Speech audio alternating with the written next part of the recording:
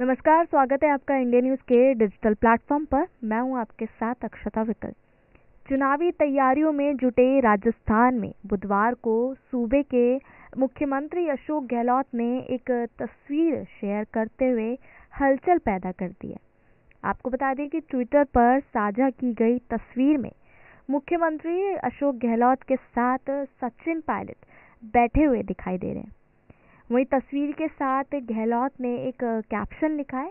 इस कैप्शन में गहलोत ने लिखा है, एक साथ जीत रहे हैं फिर से। वहीं यूं तो चुनावी माहौल में एक ही दिल के दिग्गजों के साथ बैठने की तस्वीर कोई हैरान करने वाली बात नहीं होती, लेकिन इन दिनों दिग्गजों की एक साथ हुई खींचतान और जयपुर से दिल्ली तक चली तल्खियों की कहानियां इस तस्वीर को अलग और रोचक बना रही हैं। दरअसल पिछले विधानसभा चुनाव में जीत दर्ज करने के बाद मुख्यमंत्री अशोक गहलोत और सचिन पायलट के बीच तल्खियां लगातार सामने आती रहीं। कई बार ये नेता एक दूसरे पर सरेआम तंज भरे बयान देते नजर आए, तो कई मौकों पर अपनी ही सरकार के खिलाफ मोर्चा खोलने की भी ये चीजें हुई। आपको बताया कि 2020 में तो नौबत सरकार गिरने तक की आ गई थी।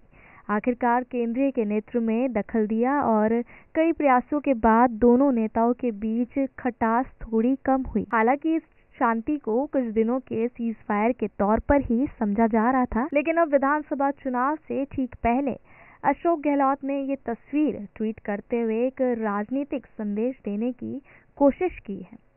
राजनीतिक के जानकार इसे सीधे सीधे गहलोत का एक मैसेज मान रहे हैं, जो उन्होंने जनता के साथ साथ कांग्रेस के उन नेताओं को भी दिया है जो खुद को गहलोत और पायलट के गुटों के बांट कर देख रहे हैं।